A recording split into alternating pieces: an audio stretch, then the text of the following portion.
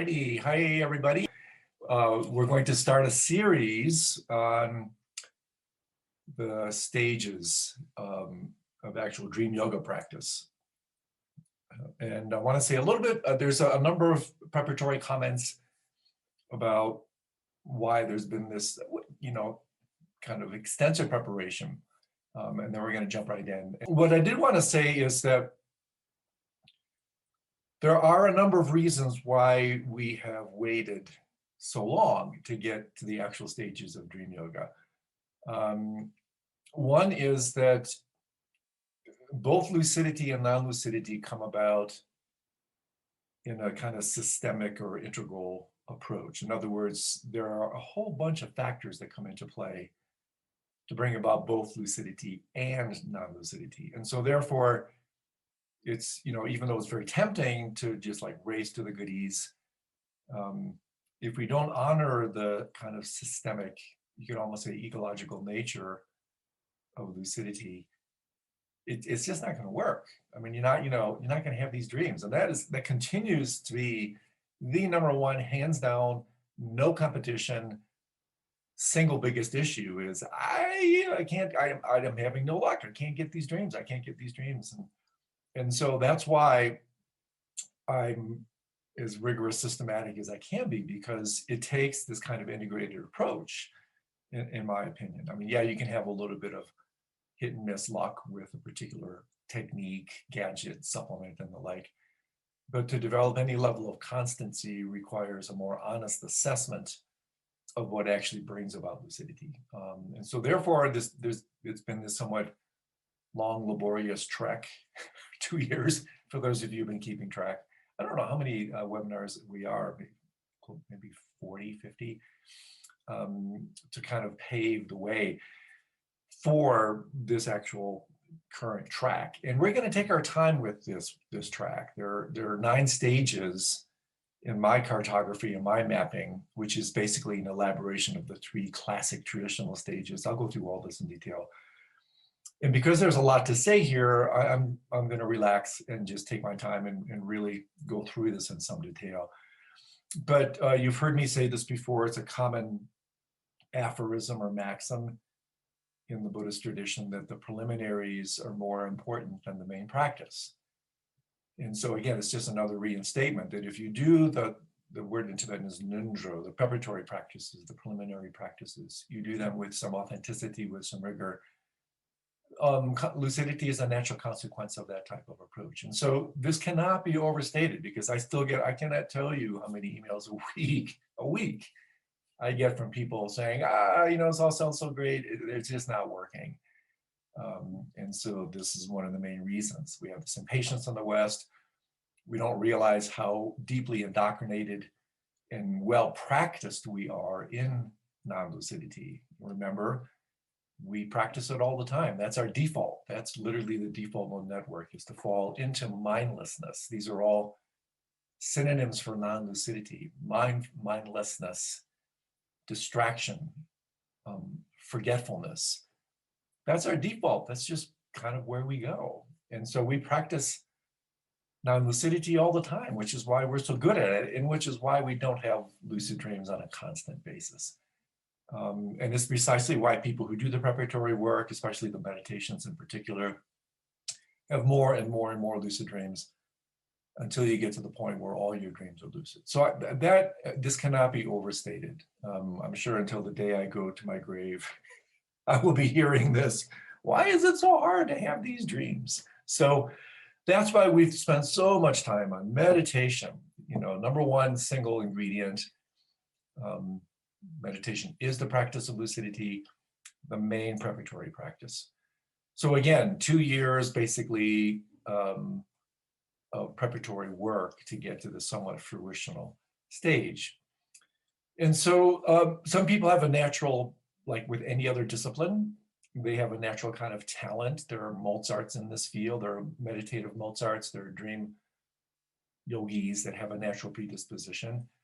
And this has to do, there are a number of ways to talk about where this comes from, but one way, because dream yoga, remember, works with subtle body. Subtle dreaming mind is supported by the subtle dream body. That it has to do, in that arena with the way the channels are configured, the nadis. And so I use this term, nadi plasticity, right? This is a play on what the neuroscientists talk about is neuroplasticity. You've heard this, I've talked about it. What you do with your mind changes your brain. Well, what you do with your mind also changes your body, and that includes your subtle body. And so therefore, even though some people have these predispositions, and I would argue they develop that talent, because if you believe in this sort of thing, they did these preparatory practices in previous lives, if that works for you. I mean, so they came in hardwired, or in this case, soft-wired, for this kind of talent because they worked on it. And so that's where that talent comes from. So the message is, sooner or later, one way or the other, this preparatory inner work needs to be done. But the good news is, because the nadis, just like your neurons, in fact, are plastic, they're not fixed by what you do with visualization, these practices, these meditations, you can change the configuration of these nadis. And so this is, again, a subtle inner body approach to bringing about induction, which we've talked about in earlier sessions. And so what I wanted to do today, because again, in the spirit of the preliminaries are more important, we may not actually get to the stages today. We'll see. I want to give you 4, 5, 6 reasons why this aspect of the nocturnal meditations is more advanced. Some of this has been hinted at, intimated in what I've talked about previously, but I want to be a little bit more bullet point now and talk about why is dream yoga, which, remember, transcends but includes lucid dreaming. Lucid dreaming is the platform. Dream yoga goes beyond it but includes it. Why dream yoga is considered so advanced. And really, honestly, until the last, 20 years, this stuff was not taught in the West. It was considered a restricted practice. And so I want to share a little bit about why. Not in any kind of like, oh, you have to join this particular cult or club. No. There are reasons for some of the previous restrictions which have been lifted for some reasons which I will explain to you. But number one, not necessarily in order priority, but number one, some of this is going to be a little bit of review, but again, I want to put an exclamation point on this. One of the reasons dream yoga is considered advanced is because you're working with really subtle dimensions of mind, right? And so because we're basically mostly living at the level of the gross mind, supported by gross body, this is where mind, you could say, does equal brain. We're not habituated to, we're not familiar enough with these subtle dimensions of mind. And so really the nocturnal meditations, for me, nocturnal is kind of a code word for subtle. So it has to deal with these extremely subtle dimensions of mind, which are kind of a bulldozer, outward oriented, gross level of consciousness. This doesn't have much traffic with. And it's a little bit like shouting over qualities that are whispered. And so we don't hear them, we don't see them, we kind of bowl over them with all our bad habits. And so again, just to reinstate, well, if it's so bloody subtle, why bother? Why bother because it's so subtle? Well, subtle doesn't mean ineffectual, right? I mean, all our thoughts are subtle. Everything we do in our lives mostly is dictated by these extremely subtle processes, including the movement of mind as it expresses itself in thought. And so, as I've said over and over, and I want to restate this again using a vocabulary that I had this interview. I think some of you may have heard it. We posted it. We played this interview with Kuri Chaudhary. She wrote this really cool book called Sound Medicine. She's a neurologist, Western trained medical doctor, and also a Siddha medicine and Ayurvedic practitioner, and really pretty savvy with things like mantra, subtle body, and things like sound. And so what she said, it really struck me. I've always used the analogy, or one of the analogies I've used several, is that when you're working with these subtle dimensions, you're working with the roots of your experience, right? Whatever you do with the roots transforms the tree, the trunk, the branches, everything in surface dimensions of life. So even though the roots are below the surface of our lives, they work at unconscious, subtle levels. They have massive repercussions on what happens at surface dimensions. The images she used that I thought was really cool was that, when we're working with things like chemical bonds, this is the analogy she used, like when you break up chemical bonds, you can get moderately explosive results with things like gunpowder, right? But then what she said was awesome. She said, when you're working with subtle body processes, you're working, and I'm juxtaposing some of my languaging here, you're working with atomic levels of mind. And, instead of just chemical explosions, you can get atomic reactions. You can get atomic detonation. And so what you do down there has vast repercussions. And in fact, this is the whole trajectory of what her work is with sound, that when you work with mantra, sound, the world is made of sound. It is made of light. And so therefore, when you're working with this, like normal over-the-counter sound that seems so ineffectual, it actually has tremendous power at these subtle levels. So much so that it can change the configuration literally of your DNA and the structure of your subtle body. And so I really grooved on that image that we're working with these practices at atomic levels. So this is kind of atomic energy stuff, right? And so that's one reason these practices are considered advanced, because they're so unbelievably subtle. And the importance of the following thing, again, cannot be overstated, which again is why I'm stating it again, that the vast majority of our lives are dictated by these unconscious processes. And so that's why I get on my soapbox and say, this is why you want to be bothered, because 95 to 99%, I mean, think about those numbers, 95 to 99% of what you do in your so-called conscious life is actually massively dictated by unconscious processes. This is precisely what it means to be asleep, in both a psychological and in particular a spiritual sense, that we have no idea why we do the things that we do. There's just this massive unconscious apparatus that's at work dictating everything we do at surface levels. And so I wanted to share on my other computer, let me pull it up, a quote. This is from one of the books I'm writing now. I've been talking about some of this guy's work over the last year, Bruce Lipton, a really brave, iconoclastic biologist and epigeneticist. He works a lot with his field of epigenetics, which is how environment triggers the expression of gene activity. This ties in a little bit to cool read stuff, that the kind of auditory environment that you're in actually has a genomic expression. In fact, it can alter the way your genes are expressed. So this is what Bruce says about this. This is so important to me. The greatest problem we face is that we think we are running our lives with the wishes, desires, and aspirations created by our conscious mind. Parenthetical interjection. This, of course, is where this crazy notion that we have free will comes from, because we feel that we are the ones that dictate everything. Far from it. So back to Bruce. When we struggle or fail to obtain our goals, we are generally led to conclude that we are victims of outside forces, preventing us from reaching our destinations or goals. However, neuroscience has now established that the conscious mind runs the show at best only about 5% of the time. Think about that.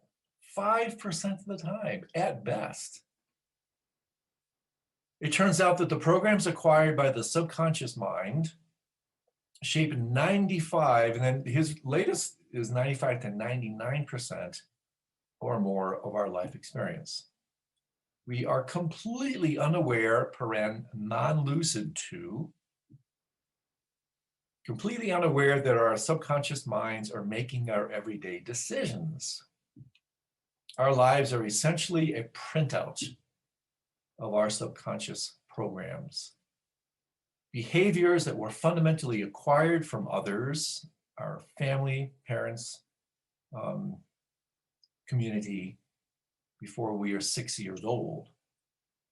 The psychologists recognize a majority of these developmental processes and programs are limiting and disempowering. So there's a massive understatement. So again, when Christ said, allegedly on the cross, forgive them, Father, for they know not what they do, that carries a lot of psychological weight as well. So that's the number one reason this practice, again, not in terms of priority necessarily, but the number one reason I'm going to post for you why these practices are considered advanced is because you're working with extremely subtle dimensions of being. And so therefore, this is why we work during the day with correlative, extremely subtle dimensions of mind through our meditations to actually kind of resonate, meet, vibrate with those frequencies as they're expressed in the nocturnal arena. Okay, so number two, a little bit actually quite a bit more colloquial, is one of these reasons dream yoga is considered advanced is because it's inconvenient, right? It's inconvenient. You know, I've always said this around these practices, you know, ego lives in the dark. Darkness is a code word for ignorance. And so ego actually, and Tenzin Wangyal Rinpoche says this point blank, you know, this is where ego goes to recharge its samsaric batteries. Sleep, the darkness of ignorance, whether that's moment to moment, by the way, the sleep that takes place every time we're distracted, every time we daydream during the day, that's a micro instance, a microcosmic expression of the same lust we have for ignorance, basically. This is what I always say with these practices: sooner or later, these practices will reveal your passion for ignorance. It's like, I don't want to deal with this stuff, you know. Ego puts up a do not disturb sign here. It says, yeah, maybe you can rouse me during the day psychospiritually, but do not mess with my sleep, right? Do not disturb, do not allow these arousing methods to disturb my samsaric trajectory. And so this is a formidable thing because it creates a conscious and unconscious conflict of interest. That there's part of you, most of you listening here are probably interested in this stuff. That's the conscious part. But then you have this iceberg, you know, using Freud's model of mind. The tip of the iceberg is conscious, massive bulk of the berg below the surface. You have this massive unconscious conflict of interest that says, nah, can't do it, ain't got time, not smart enough, not good enough, too advanced, not for you. And so therefore there's this a pretty powerful dissonance or clash that causes so many people to quit, to drop out, and with all those reasons, you know, my life too busy, I can't do it, it's too advanced, it's not for me, blah, blah, blah. All the infinite reasons to jump out. And fundamentally, it's because you're getting too close. You're getting too close to the inner sanctuary, you know, where the flamethrowers and the barbed wire and the trenches all await the practitioner. It's like ego does not want to go here because you're going to challenge with these practices. And this is where dream yoga goes beyond lucid dreaming. Lucid dreaming doesn't do this necessarily, but dream yoga, this is the point of dream yoga, to challenge and then overthrow, kind of a revolution, the whole ego structure. And so there's a part of you that just does not want to be here. And so again, I think I've mentioned this over the years. Pulna Rinpoche, one of my teachers, I love this because it's just so point blank direct. I've heard him say on several occasions, you know, most of us just prefer to be stupid. I love the directness. Most of us just prefer to be stupid, which means, you know, whatever, I'll deal with it later, or I won't deal with it all. I'd rather just be involved in my comfort plan. That's ego at work, just trying to create this illusion of control, security, and comfort. I mean, it's a very powerful revelatory contemplation, in my opinion, to actually look deeply at how much of our lives is dictated by our lust for comfort. And again, that's not to say there isn't a place for that. Of course there is. But it's this kind of bubble bath mentality, right? The comfort zone, right? The three circle pedagogical approach I talk about, that if you're only going to spend your life in that bubble bath, in that comfort plan, you're going to drown in that comfort. And you're going to get more and more brittle and irritable, small-minded as you get older, because you're going to try to just maintain your comfort plan. Well, these practices blow you out of that hot tub. They step outside and you enter this stretch zone. That's why dream yoga is a yoga. Stretch, not quite so comfortable, not quite so convenient. And that's why there's a little bit of warriorship involved here, a little bit of intrepid quality, a little bit of like fearlessness and determination, perseverance, all the things that are integral ingredients for success here. You know, I have a little placard upstairs from the Dalai Lama. Many of you have probably seen this, where over and over he says, anything of value, right? Never give up, never give up, never give up.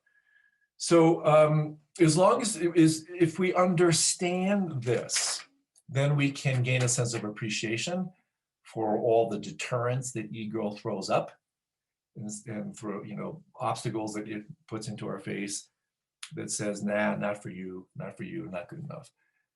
And so this practice is advanced along those lines.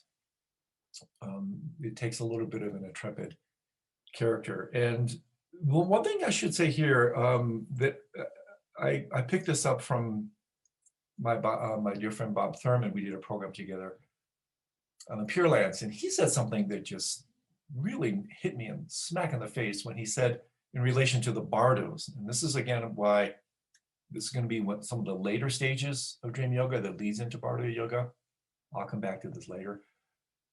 But one thing that Bob Thurman said that I want to share with you that's definitely applicable here in relationship to this unconscious mind thing. He said that it's not safe to die if you still have an unconscious mind. That's an astounding statement. It's not safe to die if you still have an unconscious mind. And what he means by that is that just like in a nighttime dream, what dictates the dream, if you're not lucid to it, if you don't take control of the dream, what does? Your unconscious mind, your habits, your karma. And so in exactly the same way, this is why bardo is referred to, death is referred to as the dream at the end of time. In exactly the same way, what happens in death, it becomes problematic in a non-lucid kind of experience or journey, is that just like in a non-lucid dream, it's your habits, your unconscious mind that controls that experience. And there's, again, so much more to say about this later, but this is another reason why it's so important to understand the vast importance of the unconscious mind. Some scholars say the unconscious mind is a million times more powerful than the conscious mind. And part of what constitutes enlightenment, the whole spiritual awakening process, is in fact bringing all these unconscious processes into the light of consciousness. That's what it means to be enlightened. There's no more endarkened aspects of your being. Everything has been brought to the light of consciousness. There's no such thing as an unconscious mind in the mind of someone who's completely awake. And therefore, parenthetically, and so interesting here, this is why in the minds of the truly awakened ones, there's no more dreams, because there's no more sleep. The awakened ones, literally, not metaphorically, literally do not sleep. Their bodies may lie down for various subtle body kind of processes, but the mind never turns off. It's a 24/7 type of awareness. It just goes from gross to subtle to very subtle. And so in the mind of someone who's completely awake, there is no unconscious mind. There is no unconsciousness. They're lucid. You know, that's why the Buddha and other awakened beings, literally the ultimate lucid dreamers. And so for them, there's no such thing as a dream. There's no such thing as a bardo experience, because there's no such thing as the unconscious mind.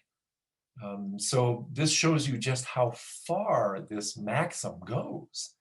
And so therefore, understanding the process of this journey, that really is about understanding the power of the unconscious mind, all the dimensions of it, bringing it all into the light of consciousness, and realizing that that ultimate fruitional journey is in fact what constitutes awakening. And I also harp on this a little bit because this is where we can draw on the resources of the Western psychological traditions.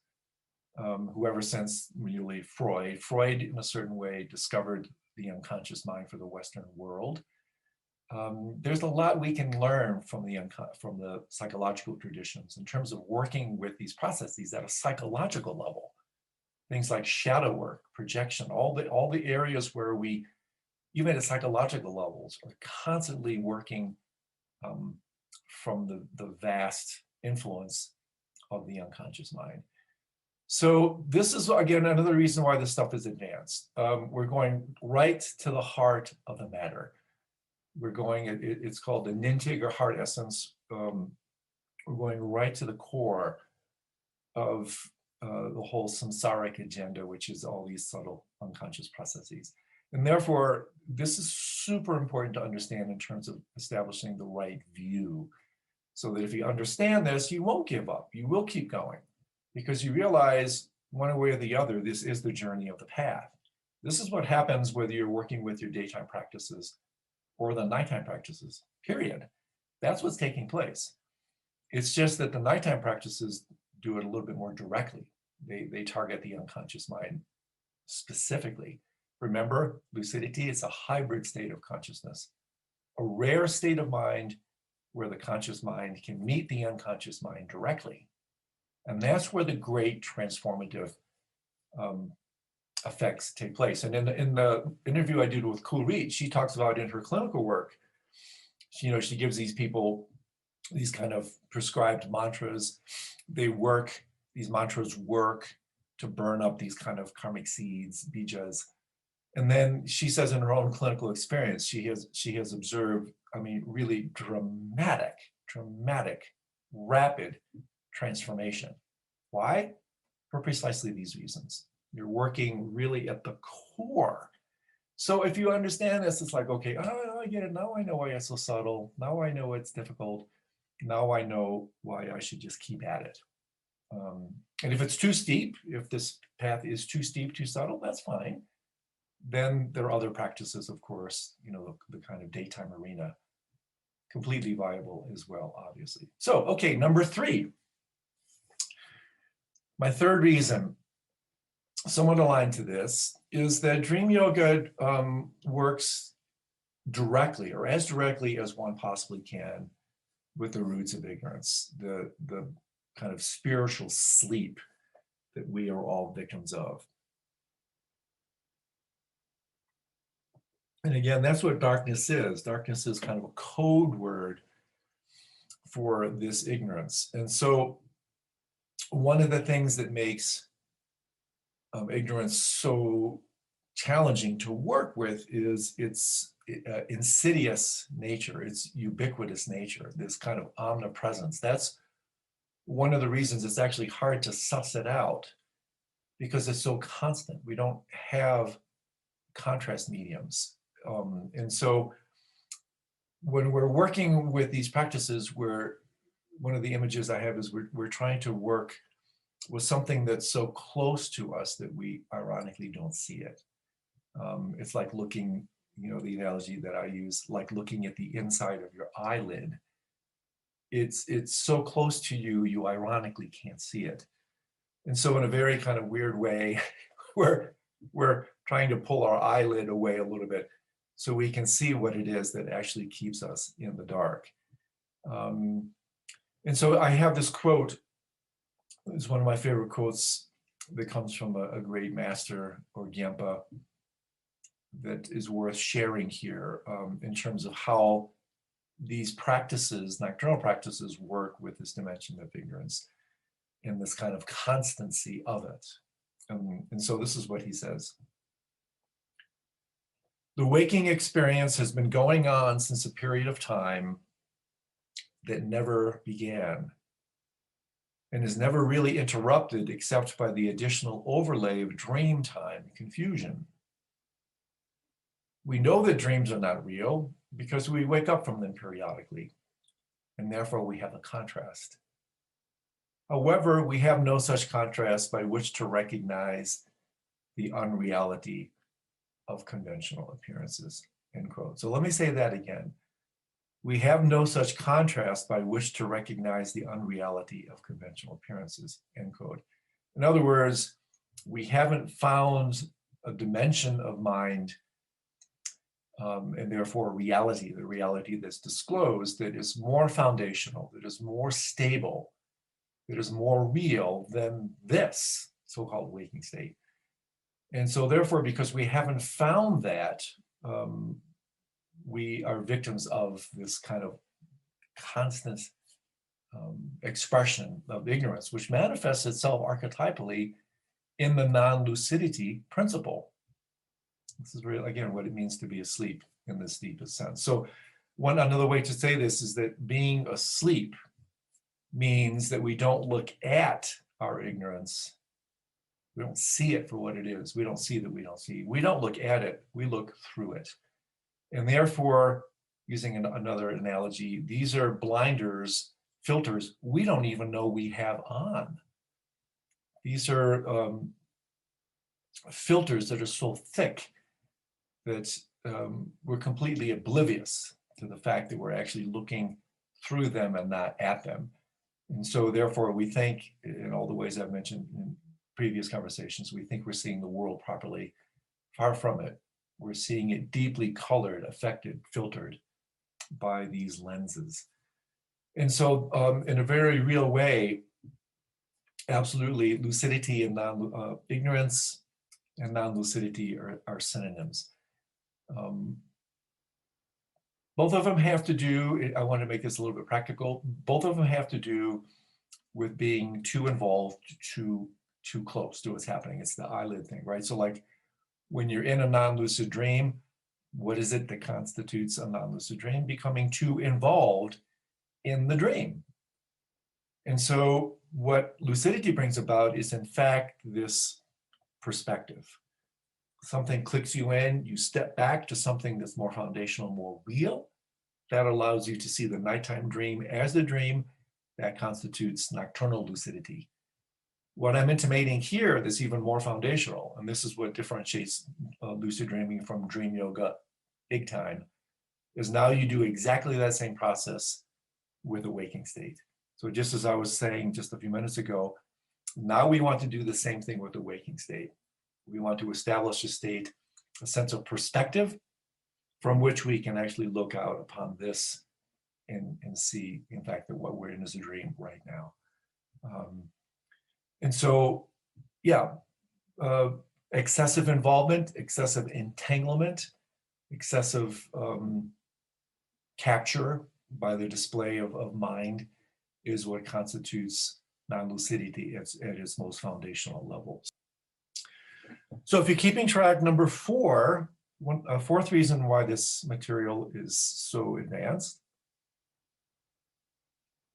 and therefore why we've waited so long to really start to unpack it, is that, as I was suggesting earlier, I want to come back to this, is it's so easy to get discouraged. And therefore, it takes an advanced attitude. It takes an advanced attitude.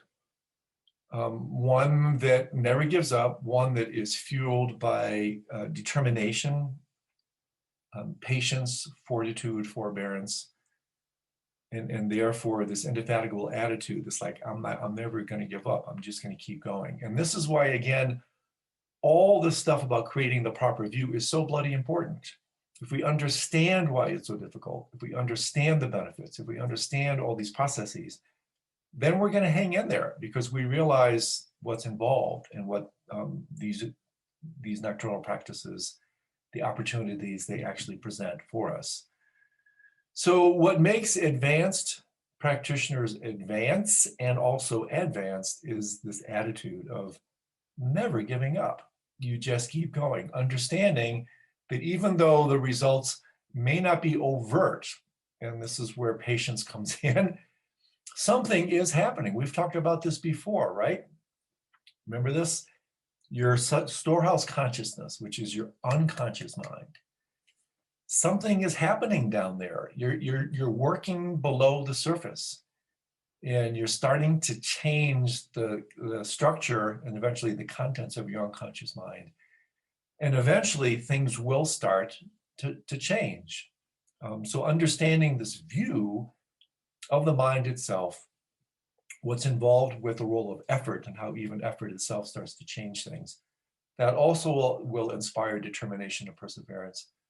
Because then you understand, even though the results may not be as instantaneous as you may like, or as overt as you like, something's happening. Something is happening. There's always this two-way street between the conscious and the unconscious mind. Garbage in, garbage out, nourishment in, nourishment out. We want to replace the garbage with the nourishment. And so something's actually happening here, whether you know it or not. So this practice is considered advanced because it's easy to get discouraged. This is why we started Nightclub, was to create a platform for like-minded practitioners to support each other, to gather and basically realize that there are others who are on the same journey of awakening. Having instruction at this kind of level through the webinars, through the interviews, through the discourse platform and the like, is proving to be rather fruitful. And so, whatever we can do to create this kind of community, sustain it with this sort of support system, then that creates the inspiration, or is conducive to the inspiration, the fortitude, the forbearance that's necessary to actually achieve some success. We've just started on the stages of dream yoga. So hang with us on that. Great to see everybody. Until then, pleasant dreams, and see you in the dream world, everybody.